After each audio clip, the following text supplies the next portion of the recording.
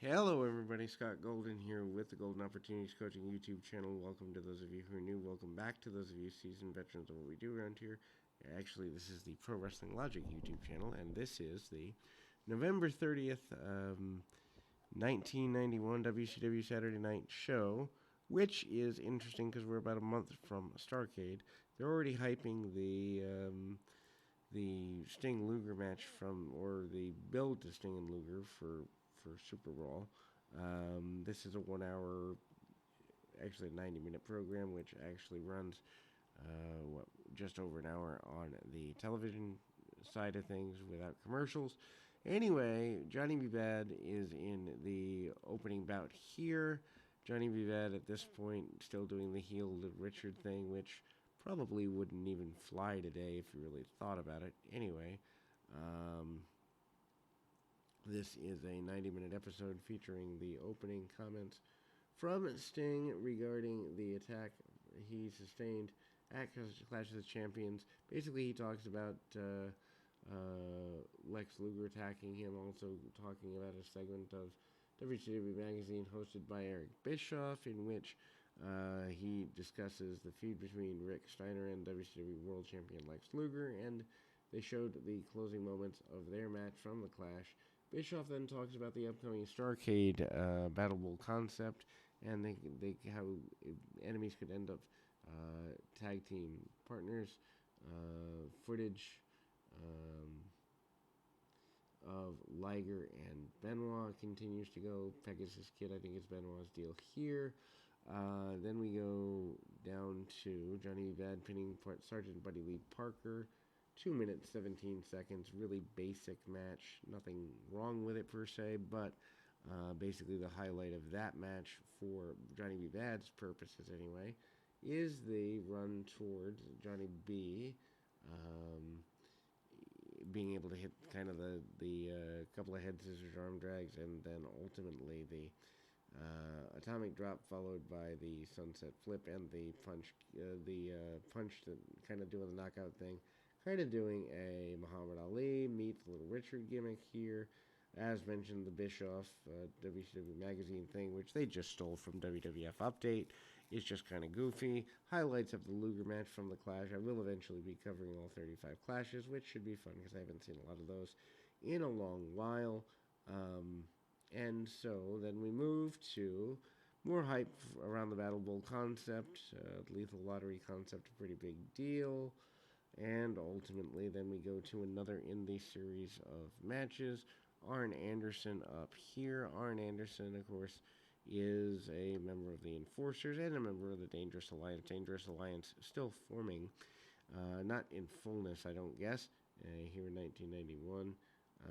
Also, Anderson and Bobby Eaton with Medusa defeat Todd Champion Firebreaker Chip at 6:18 when Anderson pins Champion after Eaton hits the Alabama Jam behind the referee's back, following Champion hitting a shoulder block off the top rope. Anderson makes the cover. Paulie dangerously provided guest commentary for the match, and Anderson and Eaton hold up Chip so Medusa could kick him. They're really trying to get Medusa over as a kind of I wouldn't necessarily say a bad influence, but somebody who makes that major difference for them as a team and just is a more than just your typical female wrestler at the time, which is cool because she ends up being so much more than that in the formation of the WWF,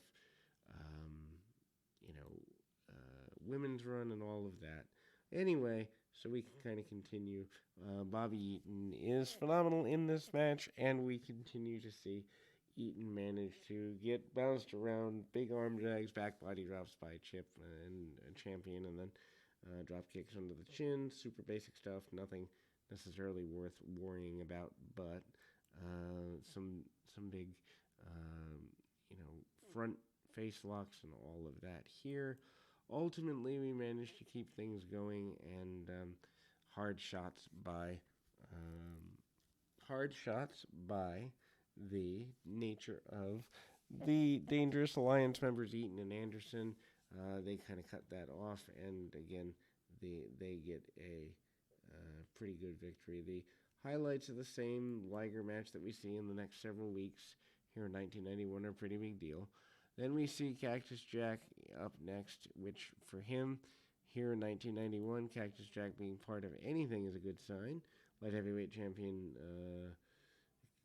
Brian Pillman defeating Cactus Jack in a non-title match, 4:45. Van Hammer comes to ringside and jabs Jack in the throat with a guitar without the referee seeing it. Lots of heel actions from the babyfaces here in WCW in 1991. I don't really understand the heel tendency to the babyfaces, but Brian Pillman obviously gets overpowered by Jack, but at the same time, Pillman being in a highlight with a guy who is larger reeks to the fact that they really don't have a lot for the light heavyweight division, but they still want to feature the guy in it or the guys in it. Liger, of course, getting featured in multiple matches with Chris Benoit. I think that's the only match that he ever seems to have in Japan, at least if you believe that, anyhow, about the amount of footage they've used. Anyway, Cactus Jack manages to send Pillman into the guardrail on the outside. Cactus then heads to the top rope and gets pretty ferocious, I guess you'd say, about trying to come off the top. Pillman hits with a drop kick right under the chin. Pretty basic there, and manages to do what he can where he can, and ultimately Pillman then manages to hit a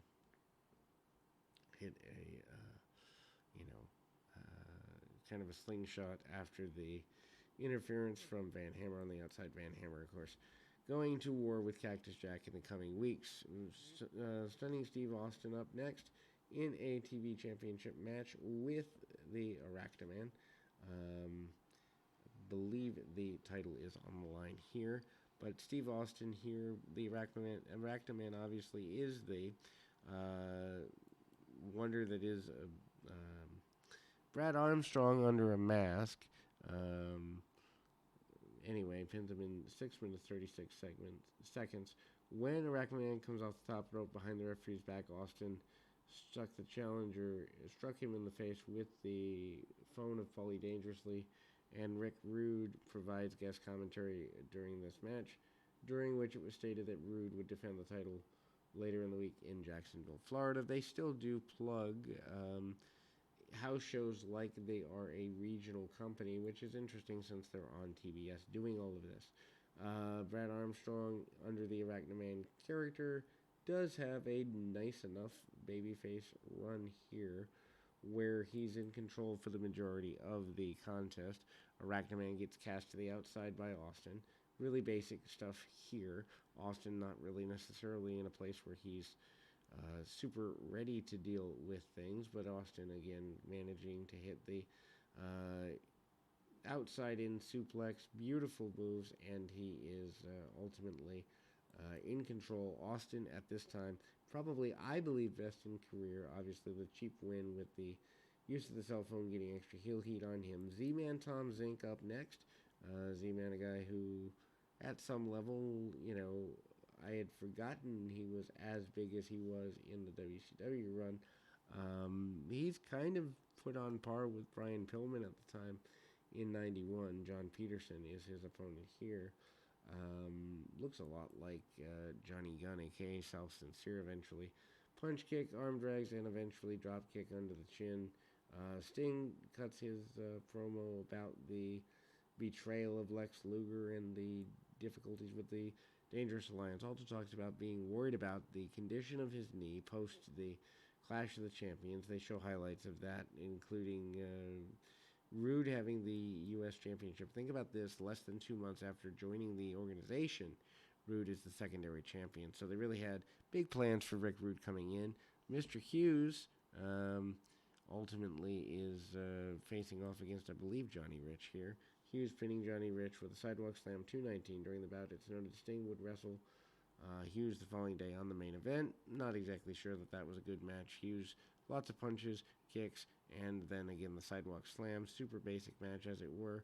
Ricky Steamboat and Dustin Rhodes defeating WCW six-man tag team champions Terrence Taylor and Richard Morton with Alexander York at 9:25. Steamboat pins Morton with the crossbody off the top rope during the bout. It's noted that the York Foundation would defend their six-man tag team championships the following night of the main event, and that Steamboat and Rhodes would face Arn Anderson and Bobby Eaton Christmas night at the Omni in a best 2 out of 3 falls match. So we're plugging Christmas night back when holidays were a great time to draw wrestling crowds. Still wish it was kind of that way.